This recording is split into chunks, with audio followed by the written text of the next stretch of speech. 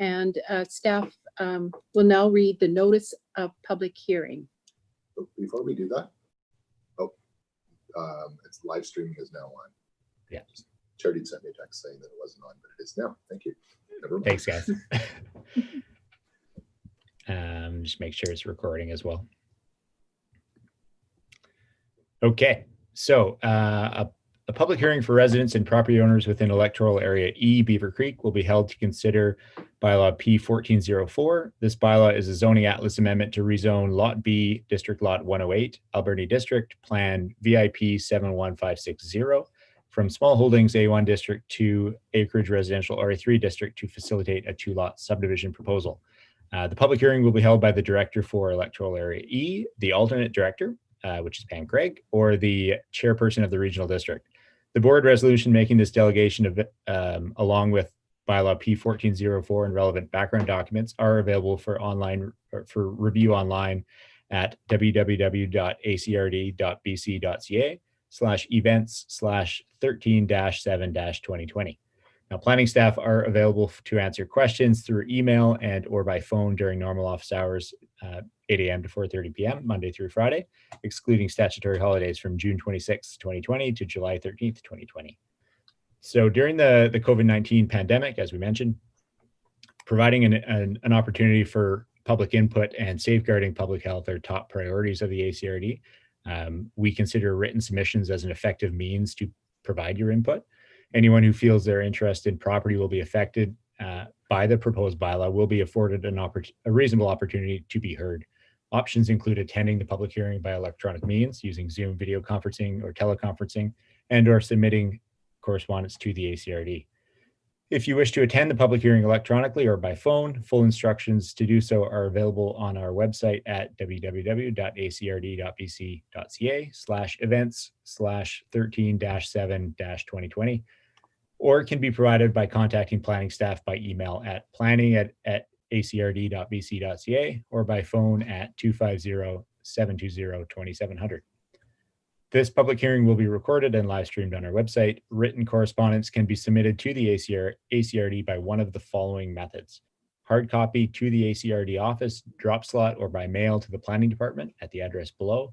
Email sent to planning@acrd.bc.ca before 4 p.m. July 13th, 2020.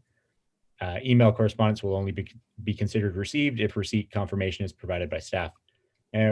Or a fax sent to 250-723-1327 before 4 p.m. July 13th, 2020. And again, fax correspondence will only be considered received if receipt confirmation is provided by staff. Now, all correspondence must be received by the ACRD no earlier than 8 a.m. on June 26, 2020, and no later than 4 p.m. on July 13th, 2020. Correspondence submitted and or received outside of these parameters will not be included in the public hearing. That's it for me. Sorry for how long that was, everybody. Okay, thank you, Alex. And just a quick response to that. The purpose, again, of this hearing is to receive input, written and verbal, from any person who believes that their interest in property is affected by the bylaw. The regional board will receive full minutes of this hearing before voting on the bylaw. Staff is taking written minutes that will be summarized as the issues arise.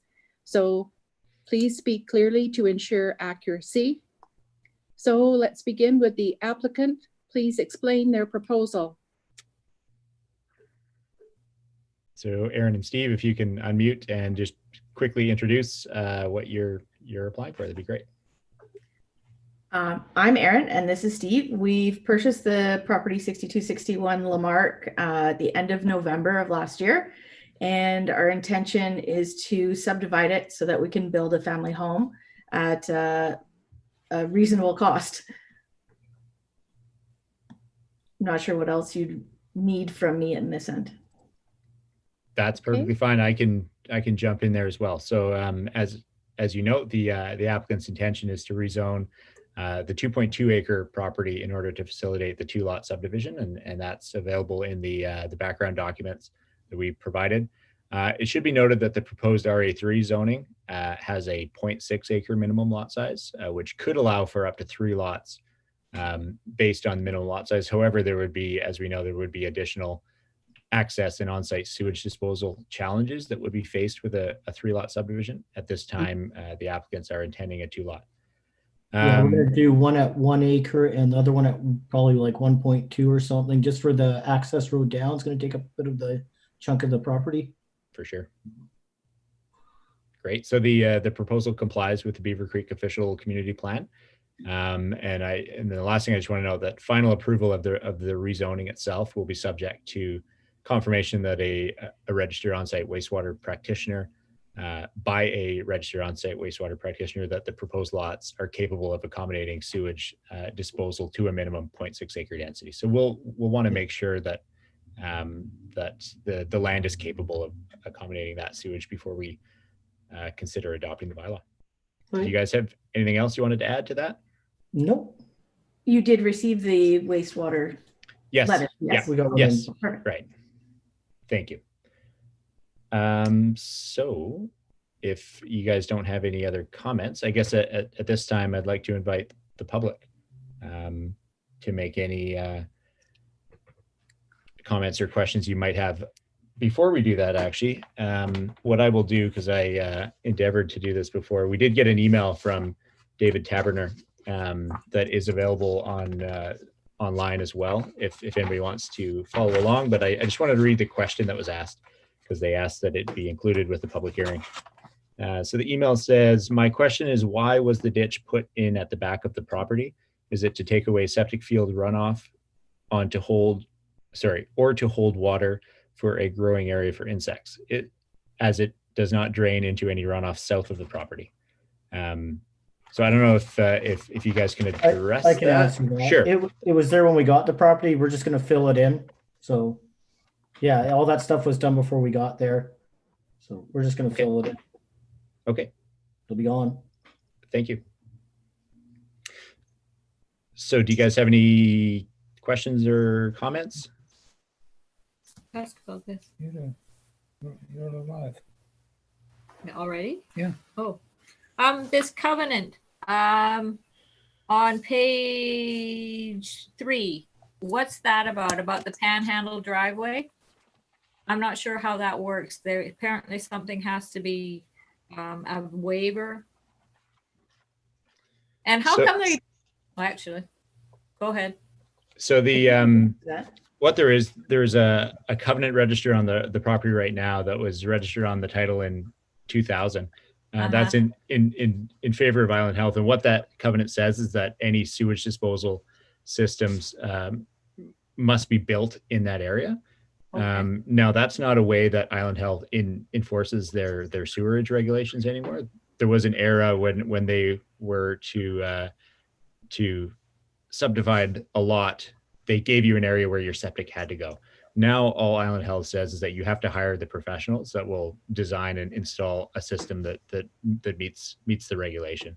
So with this covenant in place, it's the layout of which could impede access for the driveway into the back lot.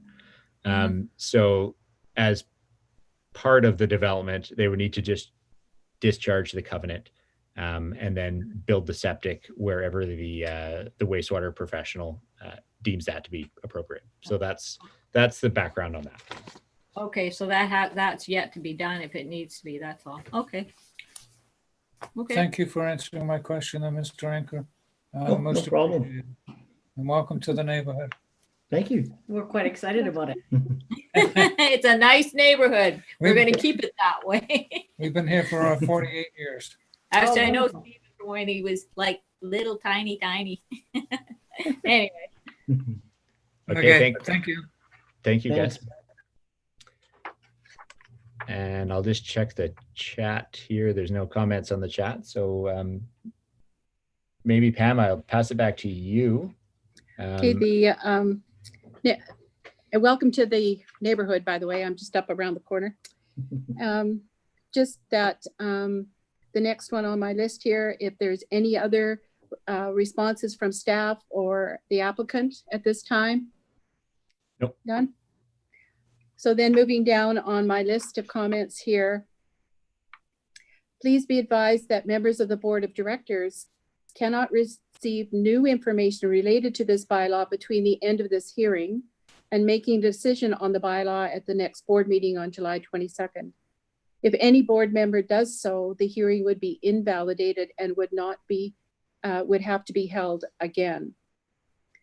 So at this point, I call for the first time for any further representations on the bylaw.